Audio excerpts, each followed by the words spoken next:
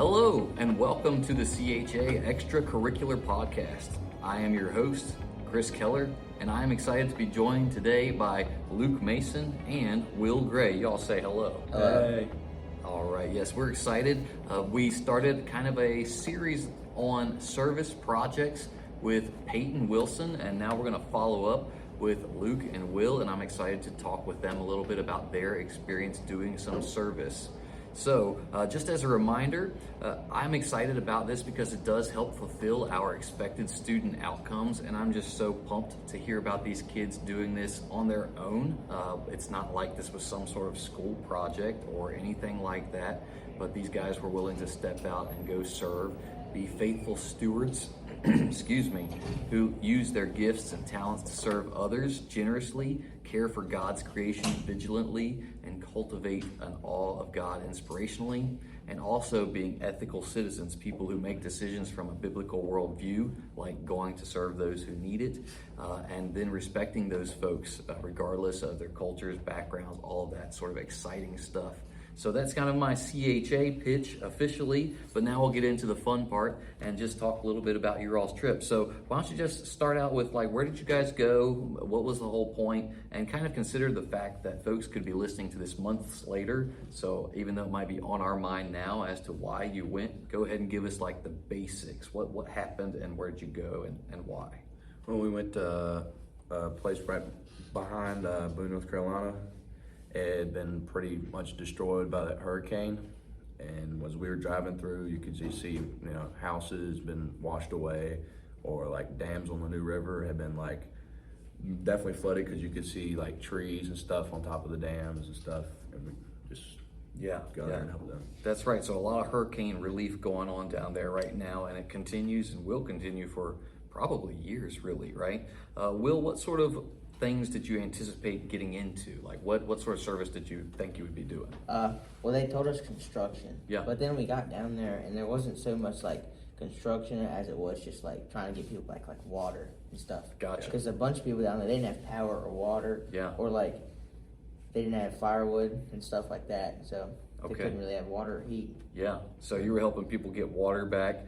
Some cleanup too, I expect. There was some trees down at one of the pastor's houses who was actually like doing the thing. Organized the whole thing. And he had been like sending people out to different places, but he wasn't helping like himself. Gotcha. And so when we got there and started helping himself, like it was just him and his son. So we did what he said would have taken them like months, maybe years to do what we did in a day. That's so cool. Bringing together all those people to do that sort of work really does speed things up. How about, did y'all go with your church or? Yeah, we went with our church, Twin Oaks Baptist Church. And how many of you all went down there? It's like 40. Yeah. Okay. There's a lot of That's us. a big group. That's awesome. Yeah, I bet you all did get a lot of work done that would have taken them a long time. Yeah. That's very cool. Yeah.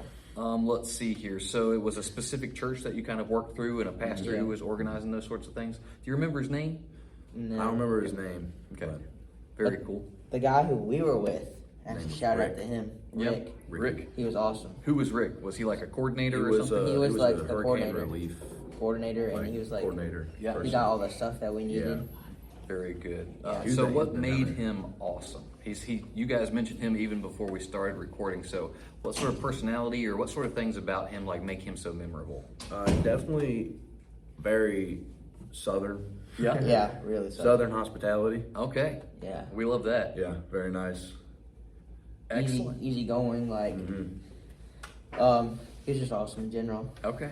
All right. So just a good personality, good character to be around. Yeah, I mean, he told Luke Luke started digging a trench for a water line. He was like, "Hey, Luke, you might be able to do this by yourself."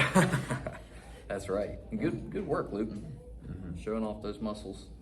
And then, all right. So how about give me some specific, so we heard a water line, digging a water line. What are some other specific things that you did while you were there, work related? Well, there was a group that dug the water line, which me and Will were in, and then there was another group that split firewood at that pastor's house, and they cut up a tree. There's another group that cleaned out like a little storage shed behind one of the churches there that had been there was 6 to 8 inches of mud in there. Wow. Yeah. And they cleaned that out. And there was another group that was at this big depot. It was 15 minutes away from where we were longer than that. It's Really? like 30, 25, 30. Yeah. That was, giving out, blankets, extra food, and donations for people that didn't have it. Yeah. And then there was also a group hanging drywall in one of the churches that got really damaged. Yeah. And then also, but it was like crazy because in the depot, I wasn't there, but my sister was saying like, there's people who'd come in there and ask for like paper plates, and they'd be like, yeah, well, I need these because I don't have any dishes. Yeah. Because I don't have anything. Yeah. And then you could like drive down past the river and see just like piles of people's houses along the riverbank just destroyed. Yeah. It So was- much devastation. It was crazy. And then there was trees like big as just 4 foot around, just knocked over. Yeah. Like it laid them off, like There laid was, down like it was nothing. and there would be stuff up in the trees. Like There'd be I thought there was like a bed sheet or something that was like 15 foot up in a tree. Wow. Yeah. That's incredible. And I can't even like imagine, we lose power for 1 or 2 days and we start to panic, but these people for who knows how long, right? And then water, right? I mean, if you're in city limits, you still have water when the power goes out, but they are losing water.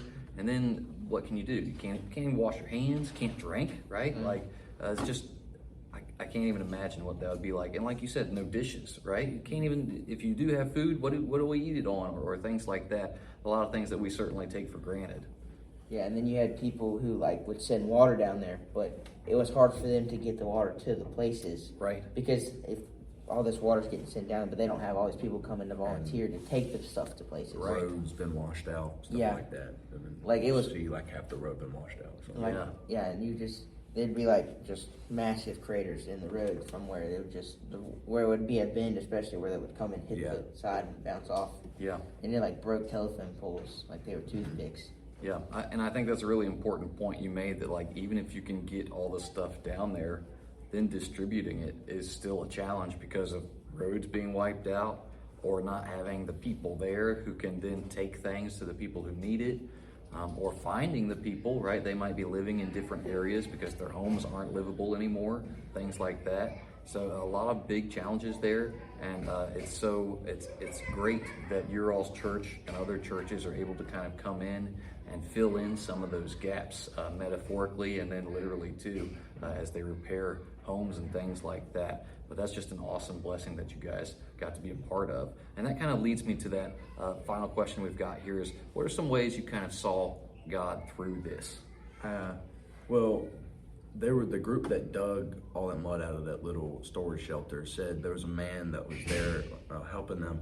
Said right after the hurricane went through, he went down to that church to go help. And they said he'd just been working there for a little bit, helping them move stuff, and he accepted Christ like the day before we got there. Wow, that's awesome.